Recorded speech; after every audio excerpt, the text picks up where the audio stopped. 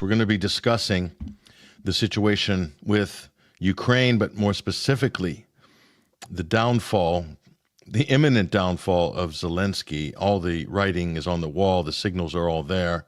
We're going to talk about that. It's going to be a short episode today. We're not going to be able to do the Overdrive segment because of another commitment we have after the program. But this will be a very informative segment, I assure you. And this is very important because this could change the trajectory of the Ukraine conflict, full stop. And also, it's going to possibly change the European calculus because everyone is all in. Everyone has poured everything into Zelensky as the sort of figurehead of this proxy war. When he goes, are things going to remain the same, or are we going into a different phase? To discuss this and the nuances around it, very important conversation, is Arnaud Develay joining us on the live link right now. Arnaud, thank you for joining us on the Sunday Wire this week. Hello, Patrick. How are you? Very well, very well. And Arnaud, we just want to bring the attention of our listeners here to the current situation.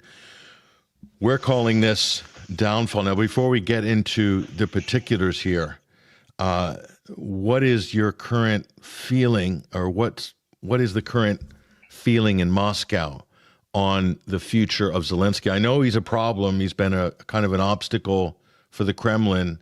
They've said many times we can't really sign anything significant if this is the guy signing it, because they said he's kind of expired. He's out of mandate. He can't really author any sort of major negotiations anyway. What's the feeling on Zelensky right now? Well, pretty much as you just said it. I mean, first of all, Zelensky has reached his date of péremption, as far as the Ukrainian presidential election having been somewhat cancelled. And so for the time being, we could say that there is no president per se. There is a constitutional provision which allows for the president of the Rada, the parliament, to handle current affairs until an election is held. But that constitutional provision obviously was never followed through. So we find ourselves in this kind of legal imbroglio, this kind of loophole. And in the context of negotiations, obviously, that creates a problem because we are negotiating with someone who is not habilitated to negotiate and even less to sign any kind of paperwork. So to make a long story short, this is pretty much the problem. And I'm not even going to get into the substance of the negotiation, obviously, because what's the point to negotiate with someone who cannot even, who's not even habilitated to sign any papers? So that means that the Istanbul cycle essentially for the time being focuses on humanitarian issues, but in no way gets into territorial issues, the status of Ukraine out of NATO, because that's one of the core Russian demands, and the rights of the Russian-speaking minorities. So right now, what we've been hearing for the last few months is this trope of a ceasefire. But again, Russia has no incentive to conclude a ceasefire under any conditions, short of a unilateral withdrawal from Ukrainian troops out of the administrative borders of the four new subjects of the Russian Federation, the four regions, which voted by referendum in September 2022 to join the Russian Federation. So this is where we are right now, essentially. It's kind of a deadlock. And I would add that it's been very complicated to even get Zelensky to play ball, even in thus far as pretending to want to negotiate anything, we understand the Americans have been somewhat urging him to play along. And but now today the guy seems to be doing not a 360 per Annabella Bellbock, but 180, where he's saying, he's willing to meet Putin and discuss all that needs to be discussed. But again, on the Russian side, we're somewhat very reserved about it. There's no point, to give him political credibility by posing on a type of a photo with him. So, that's the situation in Moscow right now. And meanwhile, the Russian army is advancing steadily, inexorably, with a key military capture in the region of Pokrovsk, which we've heard a lot in recent weeks, with gigantic cauldrons forming around those key nodes, which, once they are neutralized as a hub, that will spell big trouble for the Ukrainian armed forces and could open the way for a rush to the Dnipropetrovsk region. So this is where we are now, as far as the general context is concerned. Now, what brings us to discuss the situation today, in as far as the alleged downfall of Zelensky, he hasn't gone yet, is this kind of out of the blue shot across the bow, going back to July 16th, when he decided to basically bring those agencies, the NABU and SAPO agencies, under the control of the Prosecutor General's Office of Ukraine. So obviously, for years, Zelensky has been pretty much doing as he wishes, as he sees fit, whether to protect his acolytes, to outlaw parties, essentially rendering this this democratic theater completely bereft of any kind of exterior signs of it. He's been going after the Ukrainian church, and he's been essentially pilfering, aid coming from the U.S., but not only, without much more of an eyebrow being raised in the West. So the question is, there are two questions: is why did he decide to do what he did, and why did he decide to do it now? And that brings us to what my book, essentially talked about, which is the origins of Russiagate, and who handled Russiagate, who acted under the coordination of the Ukrainian embassy in Washington and the U.S. embassy in Kiev to engineer this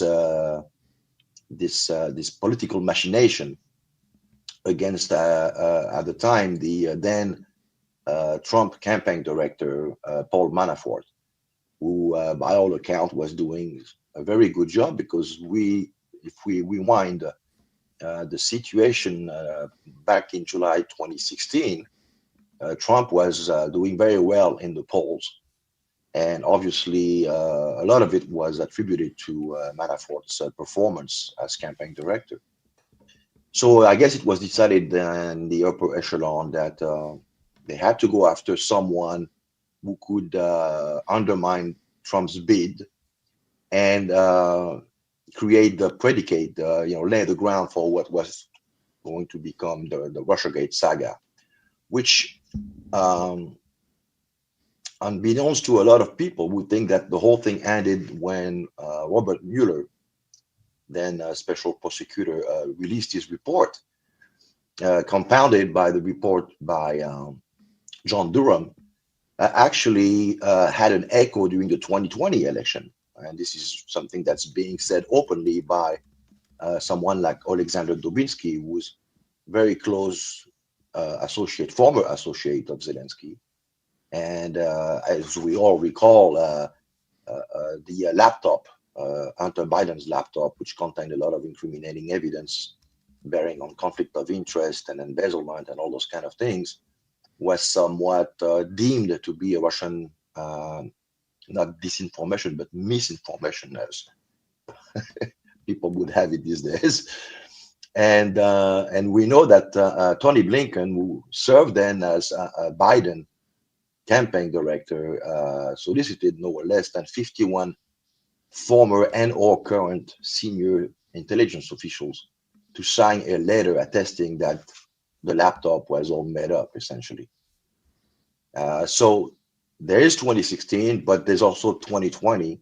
And one might argue there's also 2024 because we have good reason to believe that the Trump campaign was being monitored over the telephone during their communication by the incumbent administration. So it's an ongoing saga. It's a continuing crime, so to speak. There's no statute of limitation set in stone on this whole thing. But to be sure, and going back to the key premise here, Nabu and Sapo played an instrumental role on the ground there in trying to have that case stick to Manafort. So one would think, because they were US instrumentalities, they were not agencies that were indigenous to Ukraine. They were pure creation of the US neo-colonial master, so to speak. Let me just interrupt you briefly. So people who aren't familiar with Nabu and Sapo, if you can give some background on that. These are two anti-corruption agencies set up when, let's say, the United States had full, viceroy control over the post-Maidan Ukrainian state. Everything was being run out of the U.S. Embassy, and they created these so-called anti-corruption agencies here to kind of monitor what was going on. Some say, Arnaud, to protect the real criminals, and to stop any potential real corruption investigations, to kind of put the kibosh on it. They created these, really run by the U.S., right? Yeah, it's all about misdirection. It's basically to neutralize either people associated with the former regime or people who might be tempted to start criticizing the new state of affairs in Ukraine.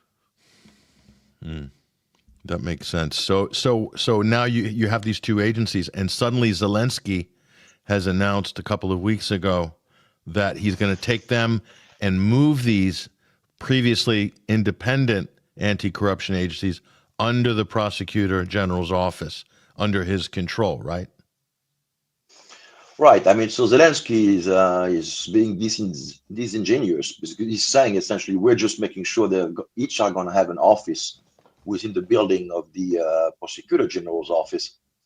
But nobody gets fooled by this. I mean, obviously, the idea is to have someone appointed by Zelensky to oversee those two agencies now. But now we have we have a new development, because while Zelensky looked dead set on doing what he ended up doing initially, now seemingly he's having misgivings and acting as if he's trying to reassure some people. I don't know which one. One could surmise that they are actually contradictory injunctions, putting Zelensky in a vice here, putting him between a rock and a hard place. Just when, for internal reason, the Trump administration decides to revive the Russiagate, we have Zelensky suddenly, even though he's not remotely connected to what goes on in the U.S. Political scene, domestic political scene, decides to somewhat act as if he's trying to cover for what a faction, anti-Trump faction, might have been trying to cover. And so they basically give him the instruction to go after those agencies, not as much to bring them into some kind of conformity, but to make sure that in their archives, or to the extent there are still some employees who might have been participating in the Russiagate, those people and or those materials are either under control and or somewhat vaporized, eliminated. So that could be an explanation, and that seems even more plausible again, because now Zelensky is basically saying, we intend to preserve the independence. We're going to pass a new law, but the independence of those organs is going to be maintained. but no one is being fooled by this. And what's even more interesting is that now you have 70 members, MPs of his own party, who are somewhat showing reticence to sign the bill, owing to some statements made by the head of SAPO, who declared a couple of days ago that he was intending to go over the record of those who voted in favor of the new law and look into their respective background. So it's almost like behind the curtain, we are somewhat guessing the presence of two, one irresistible force and one inamovable object. But there's something does not make any sense at all. For someone who got away with murder, literally, suddenly to be somewhat, finding himself at the center of a configuration that he really resembles Maidan, the original Maidan coup.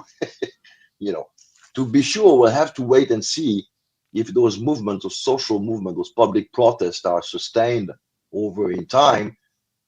We know they've been spreading to a few towns in Ukraine, but you would think that the motivation behind mass protest against this regime would be something dealing with families trying to recover the corpses of their dear ones.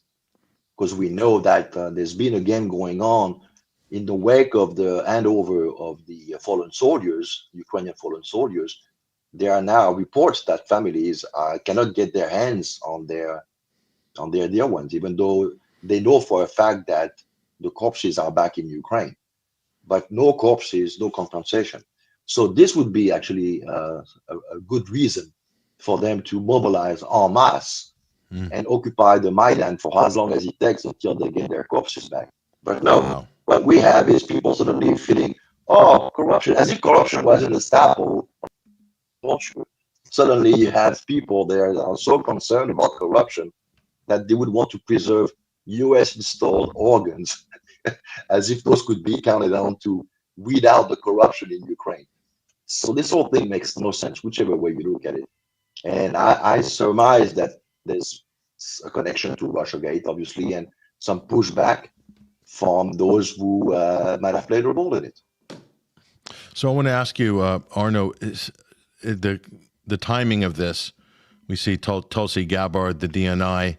Here she is with Caroline Leavitt, Trump's spokesmodel, White House spokesmodel, and so this is coming out at the same time the Epstein scandal is being covered up, and a lot of people are skeptical about this rebooting of Russiagate at the very moment. Obviously, it has great partisan traction with Fox News and so forth because it's Obama back in the crosshairs, Brennan, all of the old nemesises of Trump in the crosshairs, James Clapper and James Comey, etc.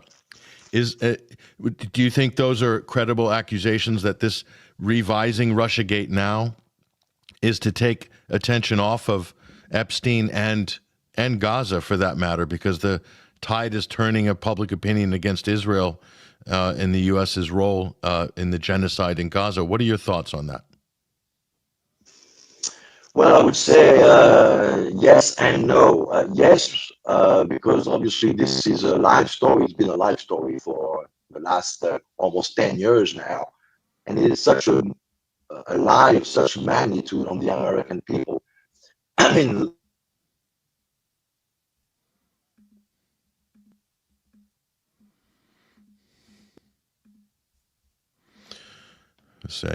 I think we lost Arnaud for a moment there. We're going to try to bring him back. We're having some audio issues on the connection.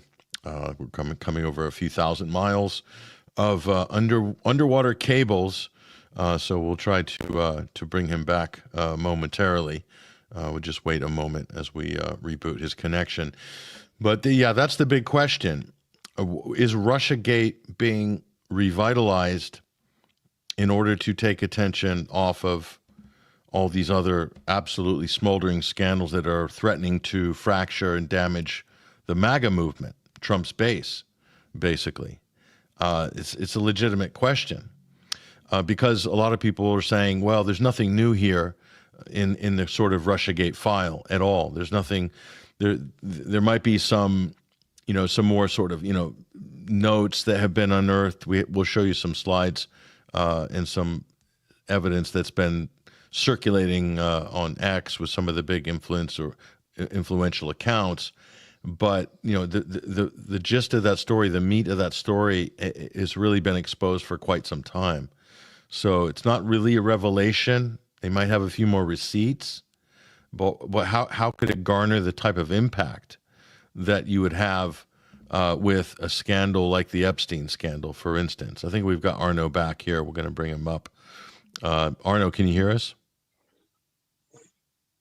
Yeah.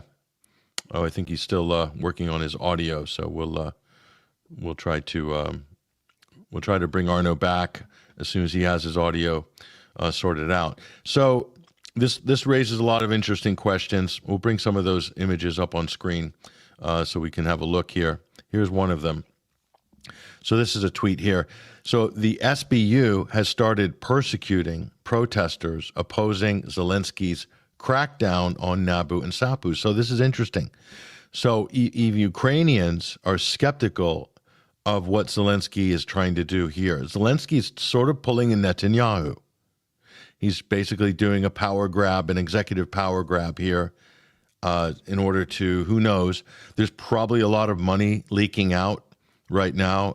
As we're looking at the downfall of Zelensky, a lot of people are packing duffel bags full of cash and pilfering, skimming, whatever. And so here's a veteran here was summoned for Army veteran, Dmytro Olenki, was summoned for interrogation. He was threatened with criminal charges and accused of acting, quote, in the enemy's interests. So by protesting Zelensky, according to the Zelensky regime, is working in the interests of Russia. Okay. Honestly, you couldn't make it up. So authorities are spreading claims that he is a fake soldier. So basically trying to steal his valor as well. Let's see if we can bring Arnaud back for a moment here. Arnaud, can you hear us?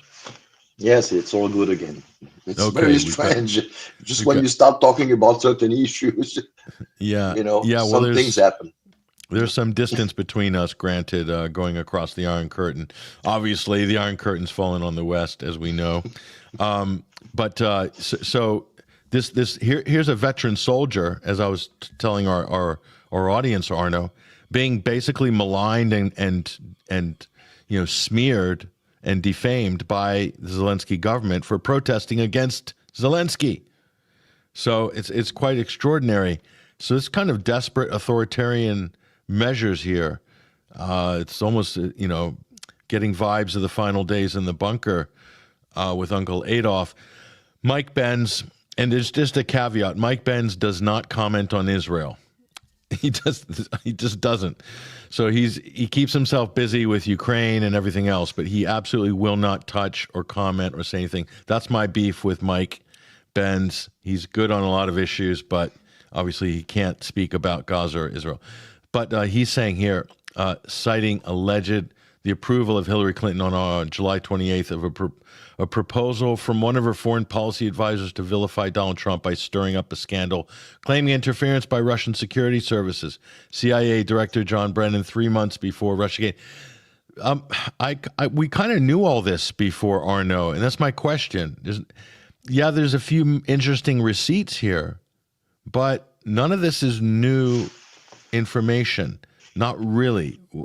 But yet, here we see the broad-based effort from MAGA, from all the allies of Trump, to really push this hard right now. What do you make of this? Again, is this a distraction from the other incredible scandals that are destroying MAGA? Well, I think obviously what's the expression? The answer is in the pudding, or something like this. Yes, obviously it's connected. It's a counter flare to the Epstein affair, the Epstein files, in which Trump's name is rumored to figure. Now, in what capacity, we don't know. What we know is DOJ has sent someone to visit Ghislaine Maxwell and she's shown herself to be very cooperative to such extent that we have now White House insiders alluding to the possibility of issuing a pardon to Maxwell down the road. Wait, So hold on you can make that for a up. minute. No, so she solicited the DOJ. She initiated communication with the DOJ. Is she in the driving seat here to write her ticket out? Because she could give them nothing and still write her exit ticket. I mean, she's in a really powerful position with this scandal, the press, Trump wanting to kind of wash it off. Maxwell can write her ticket out. Yes, but I think just remaining mum might not be enough. It might be asked from her to politically lean in a certain direction. So as to, short of releasing everything and let the public judge, have someone who, by all account, was at the center of the whole thing, basically say, yeah, I'll account for X, Y, and Z, but ABC, in as far as Trump is concerned, there's nothing to be seen here. And people will say, but what did you get in exchange to somewhat exonerate Trump? She will say, well, nothing. Nothing. I'm just telling the truth because that's basically, one of the conditions for me to consider getting favorable treatment or early release. She won't mention the P word. She'll leave it out, for Trump on his way out to do it.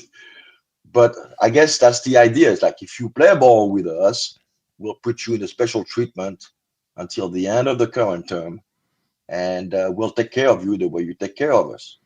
And we can even set you up on ABC or CBS or some kind of primetime networks, and whoever is assuming Barbara Walters' job these days, that's it. Et voila. She'll have a podcast. Okay, back to Zelensky. Let's bring this back here. So Russiagate moving pretty swiftly here, and so this is really, I think, in a way, this is going to damage Zelensky because his legitimacy is predicated on, the fact that this is somehow a democratic government in Kiev, and the Maidan was a peaceful revolution of dignity and all this other carry on, and that Trump and the Russians were up to no good. I mean, a lot of Democrats still believe this here. But the timing of this, Arnaud, is just incredible because Zelensky is on the way out, and it certainly looks like he is. He's making all the moves of somebody that is in his desperate last throes of power, okay?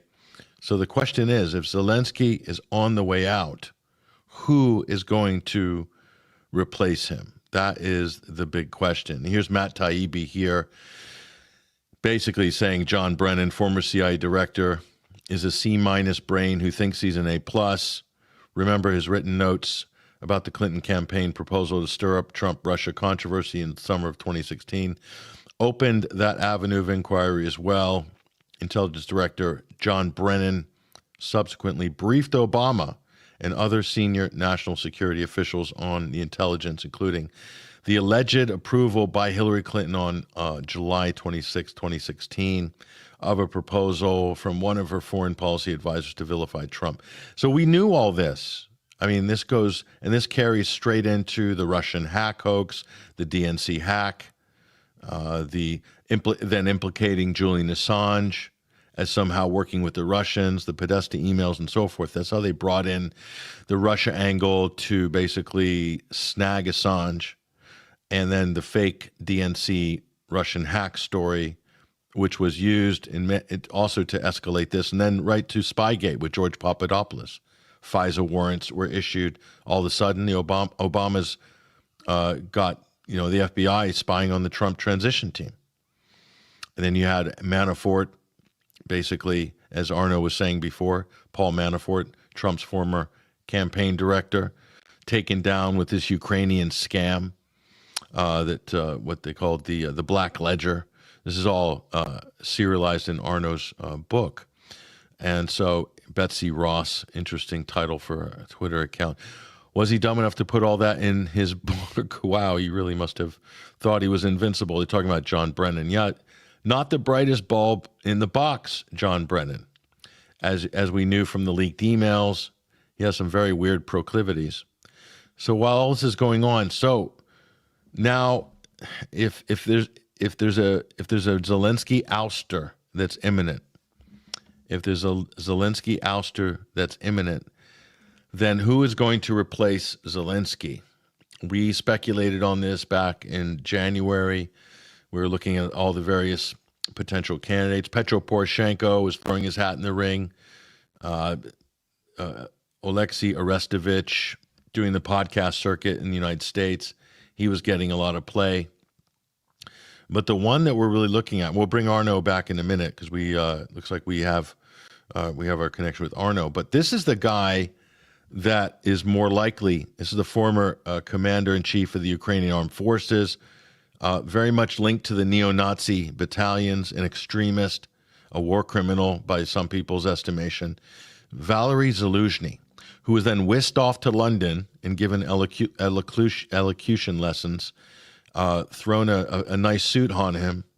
They throw suits on a lot of people these days, as we saw with Syria anyway. And here he is. He's got his memoirs out. He's now become a politician. So from Zelensky henchman in the field to eloquent politician in a Savile Row suit, that's Valery Zaluzhny. The British are grooming him to replace Zelensky. That's what we're being told from the people that we know who are somewhat knowledgeable and close to these events as well. Let's try to bring Arnaud back and get his opinion on this. Arnaud, so if Zelensky is on the way out, is it going to be Zaluzhny? Is this a battle between the U.S. and the British about who's going to replace Zelensky? Because the British have been grooming Zaluzhny for quite a while now with the absolute intent that he was going to be parachuted back to Kiev. This is what we've always believed. It's what we've always been saying. What are your thoughts on this? The timing of all this with Russiagate coming, Zelensky on the rocks. Is this the opportune time for an ouster? Well, I think Zaluzhny was always next for the job. But yes, as you are alluding to, I think the Russiagate flare-up has accelerated the schedule. And obviously, this is becoming next to impossible now for the current political at-large in Ukraine to remain viable politically. So yes, there might be a makeover. It's not really a change; it's more like a makeover. And to the extent Zaluzhny is a military man, he commands some measure of respect from the troops. And to the extent he concedes on some of the points that Russia is being adamant about, it would not be perceived as somewhat betraying his promises, because he would be talking as a military man who's caring for his human lives, and who acts responsibly, someone who understands those matters. Some people, just for the form, just for sake of it, might try to begrudge him the so-called counteroffensive, which was a dismal failure. But this will be somewhat swept under the rug. But yes, the timing is everything, and I think the Brits are working in coordination with the Americans, not against. Yes, okay. Yes. But it's just that Zelensky has outstayed his welcome now. It's just getting too complicated. Yeah. So there's the next president. And actually, Zaluzhny could be coming in and maybe doing the bidding of the Trump administration once he's in office. It's possible as well. So what? We just got a couple minutes left, Arnaud. The really important question is here: if Zelensky is out and Zaluzhny's in, what can Zaluzhny do with the current battlefield, with the current impasse? Is he going to bring this thing to a negotiated settlement, or is he going to extend the proxy war? Which will it be? Well, I think he's going to try to freeze the situation first and foremost. So agree by and large to Russian demands for a ceasefire, a viable ceasefire, so he can get a quick political win.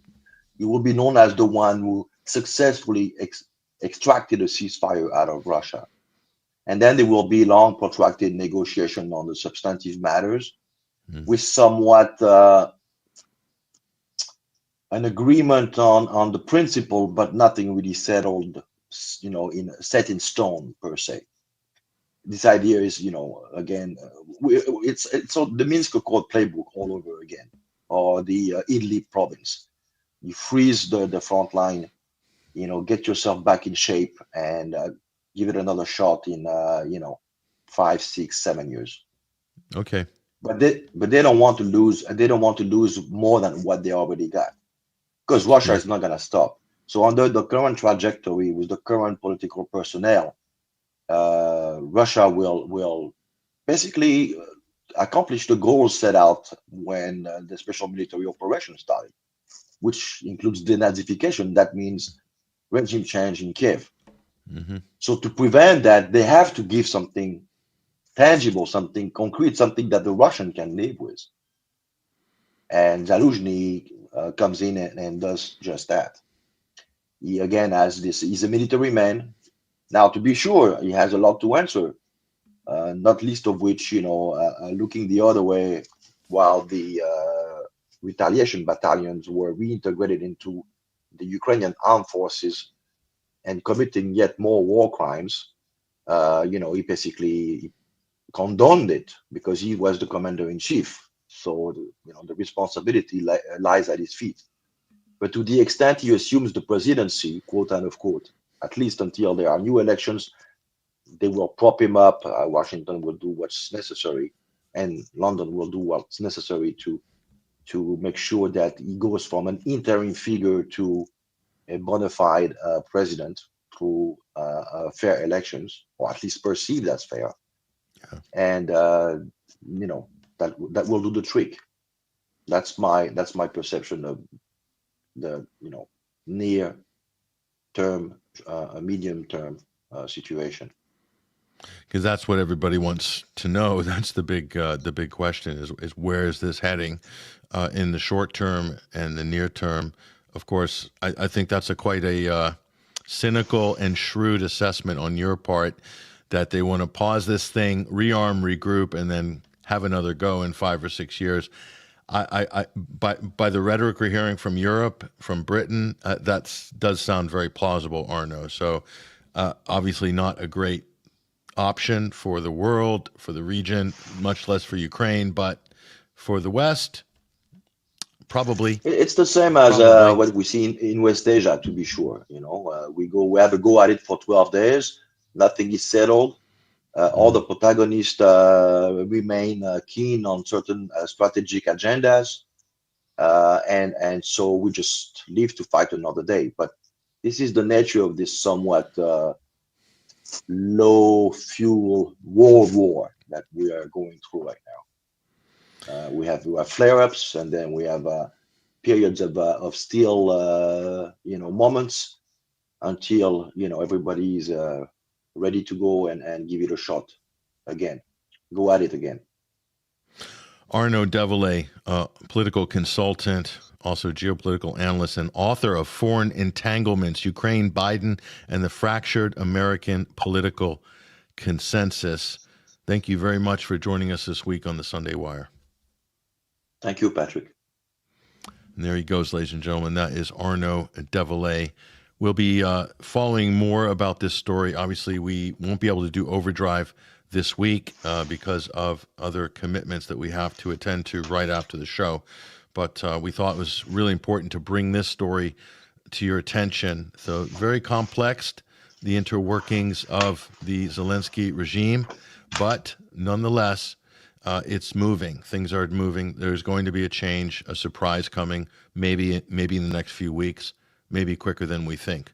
Trump put a deadline on Russia to sort of, agree on something. I think he gave a 50-day deadline. What's coming at the end of 50 days? A surprise attack, or maybe Zelensky's out? We'll find out. That's the big question everybody wants to know. Listen, I'm Patrick Henningsen, your host. Thank you for joining us. Thank you guys for supporting the Midweek Wire, our new show that's been getting some excellent traction. We had a great segment with Freddie Ponton just on Wednesday. Those archives are up at 21stcenturywire.com, as are the Sunday Wire archives. We're here every week, live and direct, 12 till 3 Eastern Standard Time, 8 till 5 UK time. The archives are there as well if you miss any of our shows. You'll also find us on the various platforms. And again, if you want to help us, take our YouTube link and share it on X, on Facebook with a comment. YouTube is throttling us so heavily. So like and subscribe on YouTube as well. If you want to support this platform, we need it now more than ever. Go to 21stcenturywire.com, donate or subscribe to 21wire.tv. We need more people on board to help pay for this platform. Our overheads are massive. We have a great team. We commission journalistic work and investigations. We're also going to be covering some stories this week as well. So again, we need your help to make that happen. Those of you who have supported us, we really appreciate it. We are a OG independent media outlet going since 2009. And yeah, we couldn't do it without you guys. We wouldn't be here without you guys. And we're going to need you guys to continue doing what we do, to go from strength to strength. I'm Patrick Henningsen, your host. This has been an excellent report and episode here at the Sunday Wire. We'll see you guys when we see you. I hope you have a great week. And by the way, we have some new reports coming out on Monday. So watch 21stcenturywire.com, especially to do with the situation in Gaza. There's also a new whistleblower with this humanitarian debacle that's going on. I won't even call it humanitarian, but the Gaza Humanitarian Foundation. There's going to be some news coming, and also I'll be also doing a video report on this as well. We'll be broadcasting that on our various platforms. Listen, that's all we've got time for. Take care, you guys. We'll see you soon. All the best.